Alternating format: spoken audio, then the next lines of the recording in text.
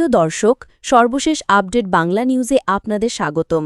শুরুতেই জানিয়ে দেব আজকের ভয়ঙ্কর সব সংবাদ, যা শুনলে আপনাদের চোখ কপালে উঠে যাবে। জানিয়ে দেব শেখ হাসিনার প্রত্যাবর্তনে তোলপাড় সারা বাংলাদেশ। দেশে ফিরলে হাসিনার ভাগ্যে কি আছে, ফাঁসির দড়ি নাকি ক্ষমতার সিংহাসন? বিস্তারিত থাকছে প্রতিবেদনে। ফিরছেন শেখ হাসিনা, কিন্তু দেশে পা রাখলে কি আবার প্রধানমন্ত্রী?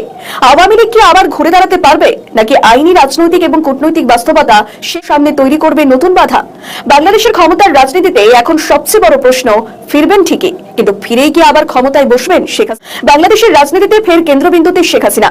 দীর্ঘ রাজনৈতিক অস্থিরতার পর দেশে ফেরার ইচ্ছার কথা প্রকাশ্যে জানিয়েছেন তিনি। আর সেই ঘোষণার পর থেকেই শুরু হয়েছে নতুন বাংলাদেশে ফিরে কি আবার প্রধানমন্ত্রী হবার লড়াইয়ে নামবেন আওয়ামী লীগ সভানেত্রী, নাকি পরিস্থিতি এখন আর আগের মতো নেই?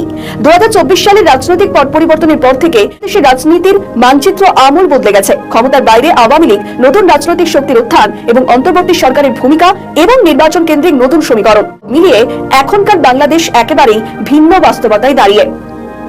এই অবস্থায় শেখ হাসিনার প্রত্যাবর্তনের ঘোষণা নিঃসন্দেহে রাজনৈতিকভাবে তাৎপর্যপূর্ণ। দেশে ফিরে তিনি সরাসরি প্রধানমন্ত্রী হতে পারবেন এমনটা বলা বাস্তবসম্মত নয়, কারণ প্রধানমন্ত্রী হওয়ার জন্য প্রথম শর্ত হলো নির্বাচনে অংশগ্রহণ এবং সংসদের সংখ্যাগরিষ্ঠতা। সেই পথ এখনো অনেকটাই অনিশ্চিত। সবচেয়ে বড় প্রশ্ন, আওয়ামী লীগের রাজনৈতিক অবস্থান। দলটি এখন দেশের অন্যতম বৃহৎ রাজনৈতিক সংগঠন হলেও ঘটনাবলীর পরে তাদের সাংগঠনিক শক্তি, মাঠ পর্যায়ের কার্যকলাপ এবং নির্বাচনে অংশগ্রহণের সুযোগ সবই আলোচনার বিষয়। স্থানীয় নির্বাচনকে সামনে রেখে দল সংস্কার চেষ্টা করছে বলেও বিভিন্ন মহলে আলোচনা চলছে। যদিও এই বিষয়ে সরকারি বা নির্বাচন কমিশনের চূড়ান্ত অবস্থান এখনো স্পষ্ট নয়। আইনি দিক থেকেও একাধিক শেখ হাসিনার বিরুদ্ধে দায়ের হওয়া বিভিন্ন মামলা, তদন্ত এবং বিচার প্রক্রিয়ার ভবিষ্যৎ তার রাজনৈতিক প্রত্যাবর্তনের পথে গুরুত্বপূর্ণ প্রভাব ফেলতে পারে। এইসব বিষয়ে আদালত এবং কর্তৃপক্ষের সিদ্ধান্তই শেষ পর্যন্ত নির্ধারণ করবে তার রাজনৈতিক ভবিষ্যতের অনেকটাই। রাজনৈতিক বিশ্লেষকদের মতে শেখ হাসিনার প্রত্যাবর্তন শুধু একজন নেতৃত্ব নয়, এটি বাংলাদেশের বিরোধী এবং ক্ষমতাসীন রাজনীতির ভারসাম্যেও নতুন প্রভাব ফেলতে পারে। আওয়ামী লীগের সমর্থকদের কাছে এটি নতুন উদ্দীপনার বার্তা হতে পারে, আবার বিরোধী শিবিরে একটি নতুন রাজনৈতিক চ্যালেঞ্জও তৈরি হতে পারে। অন্যদিকে বিএনপি, এনসিপি এবং অন্যান্য রাজনৈতিক শক্তিও ইতিমধ্যেই আগামী নির্বাচনের প্রস্তুতি শুরু করেছে। ফলে শেখ হাসিনার হলে রাজনৈতিক প্রতিযোগিতা আরও তীব্র হওয়ার সম্ভাবনা রয়েছে। তবে নির্বাচন কবে হবে, কিভাবে হবে এবং কোন কোন দল অংশ নেবে, এইসব প্রশ্নের উত্তর এখনো স্পষ্ট। সব মিলিয়ে শেখ হাসিনার দেশে ফেরার ঘোষণা বাংলাদেশের রাজনীতিতে নতুন আলোড়ন তুলেছে। কিন্তু প্রত্যাবর্তন আর ক্ষমতার প্রত্যাবর্তন দুটি সম্পূর্ণ আলাদা বিষয়। দেশে ফেরার আবার প্রধানমন্ত্রীর আসনে বসতে হলে তাকে পার হতে হবে আইনি, সাংবিধানিক, রাজনৈতিক এবং নির্বাচনী একাধিক ধাপ। তাই আপাতত সবচেয়ে বড় প্রশ্ন একটাই, শেখ হাসিনা ফিরবেন নাকি সত্যিই আবার বাংলাদেশের ক্ষমতার কেন্দ্রবিন্দুতে ফিরতে পারবেন? সে উত্তর দেবে আগামী দিনের রাজনৈতিক ঘটনা প্রবাহ। এবছরে দেশে ফেরার ঘোষণা দিয়েছেন শেখ হাসিনা, কিন্তু সবার আগে প্রশ্ন, তার বিরুদ্ধে তো মৃত্যুদণ্ডের আদেশ রয়েছে। সেক্ষেত্রে তিনি দেশে ফিরলে তাকে ফাঁসির সাজা দেওয়া হবে, নাকি তিনি ক্ষমতায় আসীন হবেন? তার প্রত্যাবর্তন ঘিরে কি রাজনৈতিক সংঘর্ষ তৈরি হবে? কি বলছে আন্তর্জাতিক অপরাধ ট্রাইব্যুনাল? এই বিষয়ে কি বা মন্তব্য করছেন আন্তর্জাতিক ট্রাইব্যুনালের চিফ প্রসিকিউটর আমিনুল ইসলাম? তবে হাসিনা যে ফিরবেন সেটা যেমন বলছেন চিফ প্রসিকিউটর, ঠিক একইভাবে বলছেন সংসদ সদস্য রুমিন ফারানা। আমরা চাই যে তিনি দেশে আসুন, তিনি তার বিরুদ্ধে যে দণ্ড আছে তিনি সেটা চ্যালেঞ্জ করুক, তিনি আপিল ফাইল করুক, আমরাও চাই। এবং তিনি এই দেশে কোনো আইনগত বাধা নাই, আইনগত কোনো বাধা নাই, উনি ফিরবেন, ফিরে সারেন্ডার করবেন, বেইল চাবেন। শেখ হাসিনার দেশে ফিরলে যে নাটকীয় পরিস্থিতির সৃষ্টি হবে গোটা বাংলাদেশ জুড়ে, সেটা সহজেই। তবে দেখা যাক বাংলাদেশের ইতিহাস কি বলছে। বাংলাদেশের ইতিহাসে মৃত্যুদণ্ডের আদেশের পরও আপিল করার নজির রয়েছে। 1971-এর অপরাধের জেরে আন্তর্জাতিক অপরাধ ট্রাইব্যুনালে মৃত্যুদণ্ড প্রাপ্ত আসামি আজাদ আপিল করার সুযোগ পেয়েছেন বলে খবর। আর এই মামলায় তিনি পলাতক ছিলেন। তবে দীর্ঘ সময় পলাতক থাকার পর তিনি দেশে ফেরেন এবং আপিল করেন। তবে সেটা দেশের সময় থেকে 30 দিনের মধ্যে আপিল করতে হয়, আর তাকে আপিল করতে হলে সশরীরে হাজির হতে হবে। এর জন্য সরকারের কাছে ট্রাভেল পাস নিতে হবে। সরকার আর ট্রাভেল পাস দেবে কিনা সেটাও একটা প্রশ্ন চিহ্ন। এরপর দেশে ফিরলে তাকে গ্রেপ্তার হতেই হবে। এরপর তার যে পূর্বের আদেশ অর্থাৎ মৃত্যুদণ্ডের যে আদেশ বিবেচনা করা হবে, বিচার করা হবে, আইনি প্রক্রিয়ার মধ্যে চলবে। বলা যায় যে সাময়িকভাবে কিন্তু কারাগারে থাকতে হবে। বলা যায় যে আইনি প্রক্রিয়ার মাধ্যমেই সেটা চলবে। শেখ হাসিনা ফিরলে যে দেশে একদিকে যেমন বিরোধীরা আন্দোলন করবে যে তাকে সঙ্গে সঙ্গে মৃত্যুদণ্ডের রায় যে ঘোষণা করা হয়েছিল সেটাকে একেবারে কাজে পরিণত করতে, আর ঠিক অন্যদিকে তার সমর্থনকারীরা অর্থাৎ আওয়ামী লীগের সমর্থকরা তারা তার হয়ে প্রচার করবে। কারণ এর আগে 1981 সালে শেখ হাসিনা ভারত থেকে দেশে পা রাখলে তাকে স্বাগত জানাতে বিপুল সংখ্যক আওয়ামী লীগ সমর্থক উপস্থিত হয়েছিলেন। এর জেরে পুলিশ প্রশাসন বা আইন শৃঙ্খলা বাহিনী শেখ হাসিনার দায়িত্ব নিতে হবে, তাকে সুরক্ষিত রাখার দায়িত্ব, যাতে কোনো নিরাপত্তা বিঘ্নিত না হয় শেখ হাসিনার। কিন্তু সেটা কতটা করবে সরকার বা প্রশাসন, সেটাও দেখ। এখন বড় প্রশ্ন যেটা, সেটা হলো দণ্ডাদেশ থেকে আপিলের সময়সীমা 30 দিন থাকলে কিভাবে শেখ হাসিনা তার আপিল করতে পারবেন আদালতে? কারণ তাকে দণ্ডের আদেশ দেওয়া তো হয়েছিল 2025 সালে, এখন 2026, অনেক দিন পেরিয়ে গিয়েছে, অন্তত 30 দিন তো পেরিয়ে গিয়েছেই। সেক্ষেত্রে কি আরো কোনো নিয়ম রয়েছে?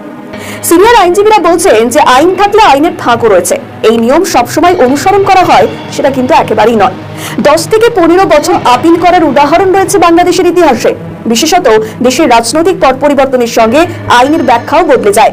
শেখ হাসিনার ক্ষেত্রে সময় পাচ্ছে, এখন আদালতের উপর নির্ভর করছে যে সেটা গ্রহণ করা হবে নাকি হবে না। যদিও আন্তর্জাতিক অপরাধ ট্রাইব্যুনালের বৈধতা নিয়ে নানা প্রশ্ন রয়েছে। আন্তর্জাতিক অপরাধ তৈরি করা হয়েছিল মুক্তিযুদ্ধের যুদ্ধ অপরাধীদের বিচারের জন্য, সেক্ষেত্রে আদৌ কতটা এই আদালত টিকবে সেটাই দেখার। এরপর বিচারের পরবর্তী ক্ষেত্রে পরিবেশের উপর নির্ভর করছে হাসিনার রাজনৈতিক ক্ষেত্রে সক্রিয় হওয়া বা ক্ষমতা হাতে নেওয়ার।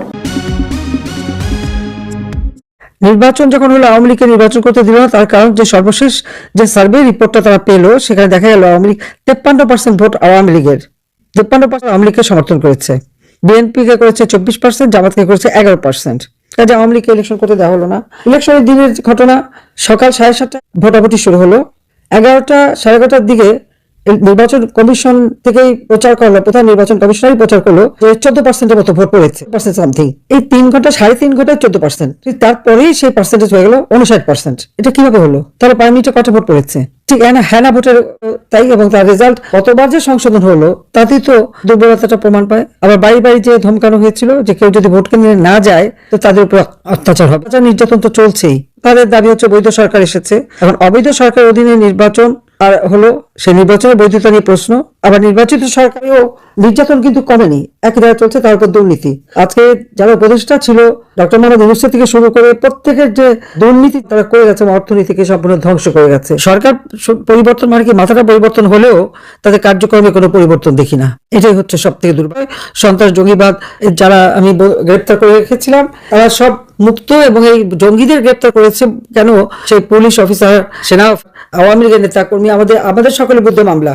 এই হলো বাংলাদেশের অবস্থা, যে আওয়ামী লীগ স্বাধীনতা এনে দিয়েছে, সেই আওয়ামী লীগকে আজকে শেষ করে দেওয়া, আওয়ামী লীগকে দেওয়ার জন্য সব ধরনের কার্যক্রম অব্যাহত রেখেছে। দিনের ভোট যে আগের দিন সন্ধ্যা থেকে দেওয়া শুরু হয়, তার একটা বিরাট দৃষ্টান্ত দেখানো হলো। কি ভোট জন্য আগে ট্রেনিং করানো হবে, এমনই ট্রেনিং করিয়েছে যে এখন দিনের ভোট আগের দিন সন্ধ্যা থেকে দেওয়া শুরু করে। এটাই হচ্ছে এই গত নির্বাচন, 12ই নির্বাচনের নমুনা। এই অবস্থায় এই বিষয়গুলি মানুষের সামনে তুলে ধরে এর প্রতিকার করা, অন্তত মানুষের ভোটের অধিকার, ভাতের অধিকার নিশ্চিত করার যে আমরা আওয়ামী লীগ কাজ করে একটা স্বস্তি শান্তি দিয়েছিলাম, এবং দলমত নির্বিশেষে, ধর্ম বর্ণ নির্বিশেষে সকলের যে একটা সৌহার্দ্যপূর্ণ পরিবেশে বসবাস করতো, আজকে আর সে পরিবেশে নাই। কাজে এর একটা পরিবর্তন হওয়া দরকার। আর আওয়ামী লীগের উপর থেকে নিষিদ্ধ করা হয়েছে, সেই নিষেধাজ্ঞা প্রত্যাহার করতে হবে, সমস্ত বন্দীদের মুক্তি দিতে হবে। আইসিটিতে সেনা বাহিনী, পুলিশ বাহিনী বা আমাদের সিভিল প্রশাসনের কর্মকর্তা, তাদের বিরুদ্ধে যে মিথ্যা মামলা দিয়ে হয়রানি করা বন্ধ করতে হবে। আওয়ামী লীগের নেতা কর্মীদের উপর যে মামলা, আর আমাদের তো সবাই, আমি, রেহানা, আমাদের ছেলে মেয়ে জয়, পুতুল, ববি, টিউলি, প্রবন্ধী, সবার বিরুদ্ধে মামলা। তারেকের বিরুদ্ধে সাক্ষী দিয়েছিল, দুর্নীতির মামলা করেছিল তত্ত্বাবধায়ক সরকার 2007 সালে। সেই মামলায় সাজাপ্রাপ্ত 62 জায়গায় বোমা হামলা, 10টা অস্ত্র চোরা কারবারও বিভিন্ন যে সাজাপ্রাপ্ত আসামি, আজকে সে এখন বাংলাদেশের নির্বাচিত প্রধানমন্ত্রী। বা সৌভাগ্য বাংলাদেশের, চলে গেছে এখন অস্ত্র চোরা কারবারি আইবি রহমানের খুনি এখন ক্ষমতায় বসে আছে। দেখ, আপনার অনেক সৌভাগ্য, আপনারা এক একটা মানে বিশেষ বিশেষ ব্যক্তিকে ক্ষমতায় পাচ্ছেন। এটাই হচ্ছে বাংলাদেশের। তো যাই হোক, এই অবস্থা থেকে বাংলাদেশকে মুক্ত করতে হবে, বাংলাদেশের মানুষের আবার গণতান্ত্রিক অধিকার ফিরিয়ে আনতে হবে। আপনাদের কাছে এটাই চাই যে আন্তর্জাতিকভাবে এটা তুলে ধরা, কাকে ক্ষমতায় নিয়ে আসছে। আমি নাকি ফ্যাসিস্ট ছিলাম, আমি নাকি খুবই খারাপ ছিলাম, আমার সময় নাকি মানুষ খুব খারাপ অবস্থা ছিল। তারপরে একটা তুলনামূলক চিত্র তুলে ধরতে পারেন। 24 ইলেকশন আর 12 ইলেকশন, ঢাকা মাঠে কিভাবে গোল দিয়ে গেল, সেগুলো একটু তুলে ধরা দরকার। আর অর্থনৈতিকভাবে বাংলাদেশ কেমন ছিল আওয়ামী লীগের আমলে, আর এখন বর্তমানে কি অবস্থা। 15 বছরে আমাদের যারা আমরা দুর্নীতি, চুরি, এটা যত কথা বলছে, 15 বছরে যা করতে পারে নাই ডক্টর মোহাম্মদ ইউনূস 1 বছরের মধ্যে তা করে ফেলে। আর এখন যিনি আসছেন তিনি আরো চ্যাম্পিয়ন। আপনারা এখন অপেক্ষা করেন, দেখেন আরো কি কিছুদিন সময় দেন, মানুষকে কিরকম ভালো রাখে সেটা দেখা দরকার আছে সবার। কারণ যেভাবে মিথ্যা অপপ্রচার নাম করা হয়েছে, তবে একটা জিনিস আমি বলি, আপনারা নিজেরা জানেন, এখানে আমরা দেখলাম দ্য হক নামে একটা নিউজ চ্যানেল, সেখানে দিয়েছে যে US funded backed Bangladesh actors before Sheikh Hasina's collapse. ওটা একটু ভালো করে পড়ে দেখবেন কিভাবে চক্রান্তটা তারা করেছিল। দেশ বিক্রি করতে চাইনি, এটাই অপরাধ। দেশের স্বার্থ জলাঞ্জলি দিয়ে ক্ষমতা থাকতে চাইনি, এটাই তো আমার অপরাধ। আমি দেশকে ভালোবাসি, দেশের মানুষকে ভালোবাসি, আমার বাবা সেটাই শিখিয়েছেন। আর ন্যায় ও সত্যের পথের থেকে দেশ বিক্রি করে ক্ষমতায় যাওয়া, এটা আমার নীতি না। তাতে আমার জীবনে যাই আসুক না, মৃত্যুদণ্ডটা পেয়ে গেছে, আর কিসের চিন্তা। তো যাও, আপনারা ভালো থাকেন, দোয়া করি। আর দেশের মানুষকে সহযোগিতা, এই অন্যায় অবিচারগুলি আমি মনে করি যে আন্তর্জাতিকভাবে আপনারা তুলে ধরবেন যে কি চলছে বাংলাদেশে। এখন একই ধারাবাহিকতা, একই আছে, কোনো পরিবর্তন নাই, শুধু ব্যক্তিটা পরিবর্তন। আর ইউনূস সাহেব এবং তার উপদেষ্টা তো যা পয়সা করে বানিয়ে নিয়ে চলে গেছে। তো যাও, আমি সবাই নেবো না, সবাই ভালো থাকেন, সুস্থ থাকেন, এই দোয়া করি। ইনশাল্লাহ এত অন্যায় অবিচার এটা বাংলাদেশের মানুষ সহ্য করবে না। একদিন অবশ্যই বাংলাদেশের মানুষ আবার এই যা থেকে মুক্তি পাবে, মানুষ শান্তি পাবে, গণতন্ত্র পাবে, দেশের উন্নতি হবে। সবাইকে ধন্যবাদ জানিয়ে শেষ করছি। জয় বাংলা, জয় বঙ্গবন্ধু, বাংলাদেশ। যার হাত ধরে ক্ষমতার শিখরে উঠেছিলেন, শেষ পর্যন্ত তিনি কি শেখ হাসিনার রাজনৈতিক পতনের নেপথ্যে সবচেয়ে বড় চরিত্র? বাংলাদেশের রাজনীতিতে সাম্প্রতিক রাজনৈতিক পালাবদলের পর সেটাই সব থেকে সামনে আসে কূটনৈতিক ও রাজনৈতিক মহলে। একটি বিষয় নিয়ে বিতর্ক জোরালো হয়, তা হলো শেখ হাসিনার সব থেকে আস্থাভাজন সেনা কর্মকর্তাই কি শেষ পর্যন্ত সেখানে গদ্দারি করেন? শেখ হাসিনার অতি আস্থাভাজন সেনা কর্মকর্তা হিসেবে পরিচিত জেনারেল ওয়াকারুজ্জামানই সংকটের মুহূর্তে দেশের ক্ষমতার কেন্দ্রবিন্দুতে উঠে আসেন। ঘটনা প্রবাহ বলে ক্ষমতার সমীকরণ বদলে যাওয়ার ক্ষেত্রে তার ভূমিকা ছিল অত্যন্ত গুরুত্বপূর্ণ। ফিরে দেখা যাক সেনা প্রধানের উত্থান। 1966 সালে ঢাকায় জন্ম ওয়াকারুজ্জামানের। 1985 সালে বাংলাদেশ সেনাবাহিনীতে প্রাপ্ত হওয়ার পর ধাপে ধাপে উঠে আসেন নেতৃত্বের প্রথম সারিতে। Bangladesh military academy, defence service command and staff college, ব্রিটেনের joint service command and staff college এবং কিংস কলেজ লন্ডনে তাকে একজন পেশাদার সেনা আধিকারিক হিসেবে আলাদা পরিচিতি দেয়। রাষ্ট্রপুঞ্জের শান্তিরক্ষা মিশন, পদাতিক বাহিনীর নেতৃত্ব এবং সেনা সদর দপ্তরে একাধিক গুরুত্বপূর্ণ দায়িত্ব সামলানোর অভিজ্ঞতা সেনাবাহিনীর অন্যতম নির্ভরযোগ্য মুখে পরিণত করে। তবে শুধু পেশাগত দক্ষতাই নয়, ওয়াকারের উত্থানের পিছনে রাজনৈতিক আস্থার সমীকরণে গুরুত্বপূর্ণ ছিল বলে মনে করেন পর্যবেক্ষকরা। সায়ানাজ কমলিকা জামান শেখ হাসিনার খুড়তুতো বোন। সেই পারিবারিক সম্পর্কের পাশাপাশি শেখ হাসিনার আমলে তিনি সশস্ত্র বাহিনীর প্রিন্সিপাল স্টাফ অফিসার অত্যন্ত গুরুত্বপূর্ণ পদে দায়িত্ব পালন করেন। শেখ হাসিনার আত্মীয় হওয়ায় রাজনৈতিক আস্থার সম্পর্ক আরো দৃঢ় হয় বলে মনে করেন রাজনৈতিক মহলের একাংশ। দেশের প্রতিরক্ষা নীতি, নিরাপত্তা কৌশল এবং সেনাবাহিনীকরণের বহু সিদ্ধান্তে তিনি সরাসরি যুক্ত ছিলেন। 2024 সালে 23 জুন শেখ হাসিনার সরকারের আমলেই ওয়াকারকে সেনাপ্রধান করা হয়। অনেকের মতে আওয়ামী লীগ সরকারের পূর্ণ আস্থা এই গুরুত্বপূর্ণ দায়িত্ব তার হাতে তুলে দেওয়া সম্ভব ছিল না। কিন্তু যে হাসিনা তাকে এই দায়িত্ব দিয়েছিলেন, তার সংকটকালে কি পাশে দাঁড়িয়েছেন সেনাপ্রধান? এখানেই ঘুরে ফিরে আসে সেনাপ্রধানের গদ্দারি প্রসঙ্গ। হাসিনাকে ক্ষমতাচ্যুত করে বাংলাদেশের শাসনভার নিজের হাতে ইচ্ছে ছিল নেওয়ার সেনাপ্রধানের গুরু দায়িত্ব পাওয়ার পরে বাংলাদেশের রাজনীতিতে আসে বিশাল এক অস্থিরতার ঢেউ। এই বিপ্লবের নামে দেশ জুড়ে তৈরি হয় এক ভয়ঙ্কর অরাজক পরিস্থিতি। দেখতে দেখতে মাত্র কয়েক সপ্তাহের মধ্যেই বাংলাদেশের রাজনৈতিক পরিস্থিতিটা আমূল বদলে যায়। ছাত্র আন্দোলন, গণঅভ্যুত্থান করে সরকার কঠোর অবস্থান নেয় বলে অভিযোগ ওঠে। সেই সময় সবথেকে গুরুত্বপূর্ণ হয়ে ওঠে সেনাবাহিনীর ভূমিকা। বিভিন্ন আন্তর্জাতিক সংবাদ মাধ্যমের প্রতিবেদনে দাবি করা হয় আন্দোলনকারীদের বিরুদ্ধে সেনা সরাসরি ব্যবহার করার বিষয়ে ওয়াকারুজ্জামান অনাগ্রহী ছিলেন। সাধারণ মানুষের উপর গুলি চালানো বা কঠোর দমন নীতিতে সেনাকে নামানোর পক্ষে তিনি ছিলেন না বলে একাধিক প্রতিবেদনে উল্লেখ করা হয়। পরিস্থিতি দ্রুত পৌঁছয় যেখানে শেখ হাসিনার দেশ ছাড়েন। এরপরই বাংলাদেশে হাল ধরেন সেনাপ্রধান। জাতির উদ্দেশ্যে ভাষণ দিয়ে ওয়াকারুজ্জামান অন্তর্বর্তী সরকার গঠনের ঘোষণা করেন, দেশের শান্তি ও শৃঙ্খলা ফেরানোর আশ্বাস দেন। সেই মুহূর্ত থেকে কার্যত দেশের প্রশাসনিক নিয়ন্ত্রণ সেনাপ্রধানের হাতে রয়েছে বলে স্পষ্ট বার্তা যায় দেশ বিদেশে। সেনাপ্রধান ওয়াকার পরিকল্পিতভাবে শেখ হাসিনাকে সরিয়েছেন, এই দাবি ঘিরে বিতর্ক। কিন্তু এটাও সত্যি যে সংকটের মুহূর্তে সেনাবাহিনীর অবস্থানে ক্ষমতার পালাবদলের সব থেকে বড় নির্ধারক হয়ে ওঠে। আর সেই অবস্থান নির্ধারণ করেছিলেন ওয়াকারি। তাই বাংলাদেশের নতুন রাজনীতি তিনি একই সঙ্গে শেখ হাসিনার আস্থাভাজন সেনাপ্রধান এবং তার ক্ষমতাচ্যুতির পরবর্তীকালে বাংলাদেশের শান্তি ফেরানোর বার্তাবাহক। এই দুই পরিচয়ের মাঝখানে দাঁড়িয়ে রয়েছেন। সমালোচকদের দাবি, তার আস্থা ও ক্ষমতার সিঁড়িতে শীর্ষে উঠে সংকটের মুহূর্তে তিনি রাজনৈতিক সমর্থন প্রত্যাহার করেন, যা সরকারের পতনকে ত্বরান্বিত করে। বাংলাদেশের অর্থনীতির আকার $500 বিলিয়ন বেশি, কিন্তু বিনিয়োগের খাতায় বাংলাদেশ পিছিয়ে ঘানা, উগান্ডারের পিছনে। দিকে বিদেশি বিনিয়োগ বাড়ানোর প্রতিশ্রুতি আর অন্যদিকে বাস্তব ছবিতে হতাশার ছায়া। বিএনপি সরকার বিনিয়োগ টানার কথা বললেও প্রশ্ন হচ্ছে, কেন বাংলাদেশের মতো অর্থনীতি বিদেশে পুঁজি আকর্ষণে ছোট অর্থনীতি দেশগুলির কাছেও পিছিয়ে যাচ্ছে?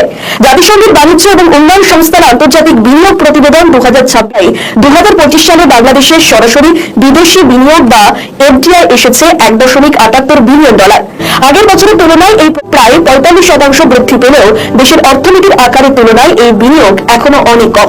পরিসংখ্যান বলছে বাংলাদেশের জিডিপির আকার প্রায় 501 বিলিয়ন, অথচ অর্থনীতির আকারে অনেক ছোট উগান্ডা গত বছর পেয়েছে $3.36 বিলিয়ন বিদেশি বিনিয়োগ। একইভাবে ঘানা এবং গণপ্রজাতন্ত্রী কঙ্গোর মতো দেশও সে তুলনায় ছোট অর্থনীতি হওয়া সত্ত্বেও বেশি এফডিআই পেয়েছে। প্রশ্ন হচ্ছে, কেন বাংলাদেশের বিনিয়োগে খরার এমন ছবি? ওই আন্তর্জাতিক সংস্থার বিশ্লেষণ অনুযায়ী আফ্রিকার ওইসব দেশগুলি মূলত জ্বালানি, খনিজ সম্পদ এবং প্রাকৃতিক সম্পদ ভিত্তিক বড় প্রকল্পে বিদেশি বিনিয়োগ টানতে পেরেছে। অন্যদিকে বাংলাদেশ এখনো বিনিয়োগকারীদের কাছে আস্থা, নীতির ধারাবাহিকতা এবং ব্যবসার পরিবেশ তৈরির ক্ষেত্রে সমস্যায় রয়েছে। অর্থনীতিবিদদের একাংশের মতে বাংলাদেশের সমস্যা শুধু বিনিয়োগের পরিমাণে নয়, বিনিয়োগের ধরনে। এক বছরে এফডিআই বাড়লেও তার বড় অংশই পুরনো বিনিয়োগের পুনর্বিনিয়োগ। নতুন শিল্প, নতুন কর্মসংস্থান এবং নতুন প্রযুক্তি আসার মতো গ্রিনফিল্ড প্রকল্পের সংখ্যা আশানুরূপ নয়। বেসরকারি গবেষণা সংস্থা পলিসি এক্সচেঞ্জ বাংলাদেশের চেয়ারম্যান এম মাসুর রিয়াজের মতে বাংলাদেশের অর্থনৈতিক সক্ষমতায় বিদেশি বিনিয়োগ অনেক কম। বিনিয়োগ বাড়াতে হলে ব্যবসার পরিবেশ উন্নত করা, নীতি স্থিরতা বজায় রাখা, বিদ্যুৎ জ্বালানির সমস্যা কমানো এবং কর কাঠামো সংস্কার। প্রতিযোগী দেশগুলির দিকে তাকালেও ছবিটা স্পষ্ট। 2025 সালে ভারত প্রায় $39 বিলিয়ন এফডিআই, ইন্দোনেশিয়া 21 বিলিয়ন এবং $20 বিলিয়ন। অথচ বাংলাদেশের বিনিয়োগ $2 বিলিয়ন নিচে। গত কয়েক বছরের রাজনৈতিক অস্থিরতাও বিনিয়োগকারীদের সিদ্ধান্তে প্রভাব ফেলেছে। 2024 সালের পরিবর্তনের পর অনেক বিনিয়োগকারী পরিস্থিতি পর্যবেক্ষণের পথে হাঁটে। যদিও 2025 সালে এফডিআই কিছুটা বেড়েছে, বিশ্লেষকদের মতে তা মূলত আগের নিম্নবিন্দু। 2026 সালে ক্ষমতায় আসা বিএনপি সরকার তাদের নির্বাচনী ইস্তেহারে বিদেশি বিনিয়োগ বাড়ানো এবং বাংলাদেশকে 2034 সালের মধ্যে $1 ট্রিলিয়ন অর্থনীতিতে পরিণত করার লক্ষ্য ঘোষণা করেছে। তবে সেই লক্ষ্য পূরণের বড় চ্যালেঞ্জ হয়ে দাঁড়িয়েছে ব্যবসার পরিবেশ। ব্যবসায়ীদের অভিযোগ, গ্যাস, বিদ্যুতের উচ্চ সুদের হার, দুর্নীতি, জটিল প্রশাসনিক প্রক্রিয়া এবং নীতির অনিশ্চয়তা এখনো বিনিয়োগকারীদের অন্যতম বড় উদ্বেগ।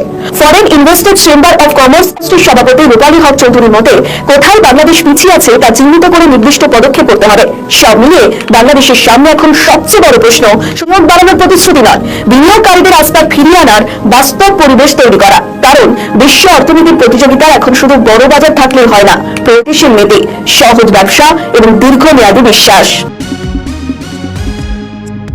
বাংলাদেশ আদালতে মৃত্যুদণ্ডপ্রাপ্ত ও বর্তমানে ভারতে নির্বাসিত সাবেক প্রধানমন্ত্রী শেখ হাসিনা এক চাঞ্চল্যকর ঘোষণায় জানিয়েছেন, চলতি বছরের ডিসেম্বরে তিনি তার দলের জ্যেষ্ঠ নেতাদের সঙ্গে নিয়ে দেশে ফিরে স্বেচ্ছায় আদালতে আত্মসমর্পণ করার পরিকল্পনা করছেন। আন্তর্জাতিক সংবাদ সংস্থা রয়টার্সকে দেওয়া দীর্ঘ প্রায় 1 ঘণ্টা ধরে চলা একটি বিশেষ টেলিফোন সাক্ষাৎকারে তিনি এই প্রথম তার দেশে ফেরার একটি সুনির্দিষ্ট ও সম্ভাব্য সময়সীমা ঘোষণা করলেন। দেশের সবচেয়ে প্রভাবশালী রাজনৈতিক প্রতিদ্বন্দ্বীকে বর্তমান বাংলাদেশ প্রশাসন কিভাবে মোকাবিলা করে তা মূলত পরখ ও পরীক্ষা করতেই আওয়ামী লীগের নেতাকর্মীদের সাথে নিয়ে তিনি স্বদেশে ফিরে সরাসরি আদালতে হাজির হতে চান বলে সাক্ষাৎকারে উল্লেখ করেছেন। শেখ হাসিনার এই আকস্মিক প্রত্যর্পণ ও ফেরার পরিকল্পনা বিশ্ববাজারে প্রধান পোশাক রপ্তানিকারক দেশ হিসেবে পরিচিত বাংলাদেশের রাজনীতিতে এক নতুন মেরুকরণ ও ওলটপালট তৈরি করতে পারে বলে মনে করছেন বিশ্লেষকেরা। কারণ ঢাকা প্রশাসন বিগত 2 বছরের তীব্র রাজনৈতিক উথালপাথাল ও অস্থিরতার পর দেশে মাত্রই এক ধরনের অর্থনৈতিক ও রাজনৈতিক স্থিতিশীলতা ফিরিয়ে আনার চেষ্টা করছে। অন্যদিকে তার এই ফেরা ভারতের সঙ্গে বাংলাদেশের বিদ্যমান সম্পর্কের জমে থাকা বরফ গলাতেও বড় সাহায্য করতে পারে, যা নয়াদিল্লি শেখ হাসিনাকে আশ্রয় দেওয়ার পর থেকে অনেকটাই অবনতির দিকে গিয়েছিল। উল্লেখ্য, বাংলাদেশ সরকার এরই মধ্যে শেখ হাসিনাকে আনুষ্ঠানিকভাবে হস্তান্তরের জন্য ভারতকে বারবার আন্তর্জাতিক ও কূটনৈতিক মাধ্যমে তাগিদ দিয়ে আসছে। 25শে অগস্টের পটপরিবর্তনের পর বিদেশে নির্বাসনে যাওয়ার পর এর আগে বিভিন্ন আন্তর্জাতিক গণমাধ্যমের কেবল লিখিত প্রশ্নের উত্তর দিয়েছিলেন শেখ হাসিনা। তবে এবারই প্রথম রয়টার্সের মাধ্যমে কোনো গণমাধ্যমে সরাসরি ও কণ্ঠস্বরে সাক্ষাৎকার দিলেন তিনি দৃঢ়তার সাথে জানান, দেশে ফেরার এই স্পর্শকাতর বিষয়ে তিনি ভারতের মতো কোনো বিদেশি সরকারের সাথে কোনো প্রকার পূর্ব পরামর্শ বা সলা পরামর্শ করেননি। এছাড়া সাবেক স্বরাষ্ট্রমন্ত্রী আসাদুজ্জামান খান কামাল সহ যিনিও মৃত্যুদণ্ডপ্রাপ্ত, বর্তমানে বিদেশে নির্বাসিত অন্য আওয়ামী লীগ নেতারা যে একই সাথে একযোগে আত্মসমর্পণ করবেন সে বিষয়েও তিনি এবারই প্রথম সরাসরি মুখ খুললেন। এদিকে রয়টার্সে প্রকাশিত শেখ হাসিনার এই বিস্ফোরক বক্তব্যের পরিপ্রেক্ষিতে বাংলাদেশের সরকারি মুখপত্র কিংবা ভারতের পররাষ্ট্র মন্ত্রণালয় তাৎক্ষণিকভাবে আনুষ্ঠানিক কোনো মন্তব্য বা প্রতিক্রিয়া জানায়নি। বরিশালের আগুইলঝাড়া উপজেলায় এক আসামির মৃত্যুর গুজবকে কেন্দ্র করে থানায় হামলা, ভাঙচুর ও পুলিশের সঙ্গে সংঘর্ষের ঘটনায় 18 জনকে গ্রেফতার করেছে পুলিশ।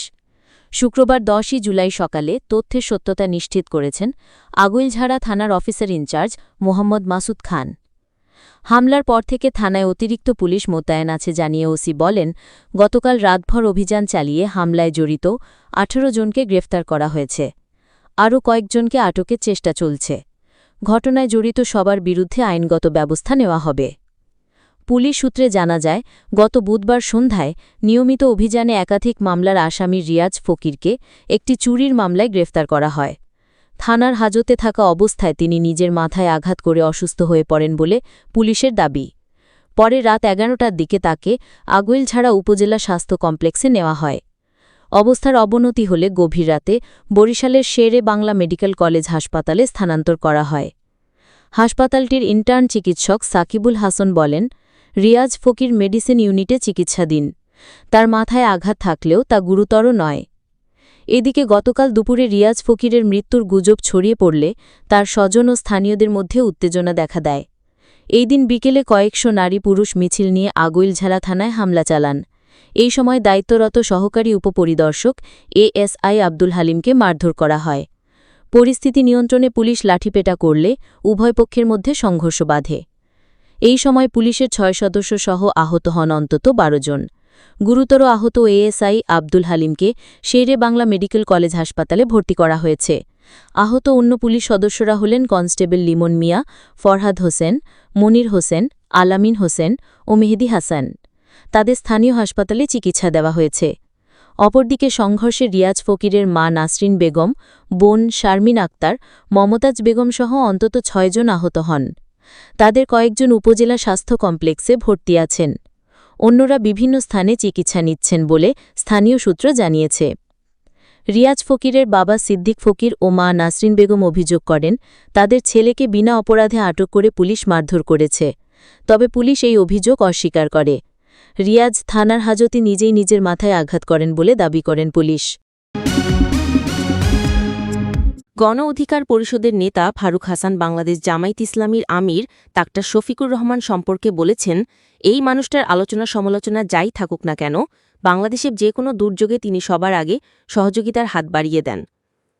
শুক্রবার নিজের ফেসবুকে বিরোধী দলীয় নেতা এবং জামায়াতে ইসলামীর সংসদ সদস্য শাহজাহান চৌধুরীর একটি ছবি পোস্ট করে তিনি ক্যাপশনে এই কথা লেখেন। ছবিতে দেখা যাচ্ছে জামায়াত আমির চট্টগ্রামের বাঁশখালী উপজেলার বন্যা উপদ্রুত এলাকা পরিদর্শন করছেন। এই সময় হাফহাতা গেঞ্জি পরিহিত জামায়াত আমির এবং এমপি শাহজাহান হাঁটু সমান পানিতে হাঁটছিলেন। শফিকুর রহমানের উদ্যোগে প্রশংসা করে ফারুক হাসান লেখেন, স্যালুট জাতীয় সংসদের বিরোধী দলীয় নেতা ডাক্তার শফিকুর রহমান। ফারুক হাসানের পোস্টের কমেন্টে নাজিম আহমেদ নামের একজন লেখেন, মুহতারাম আমিরে জামাত, বাংলার কিংবদন্তি মানবিক নেতা। ফোরকান উদ্দিন নামের একজন লেখেন, আলহামদুলিল্লাহ, দোয়া করি আল্লাহ তাআলা যেন তাকে নেক হায়াত দান করেন, আমিন।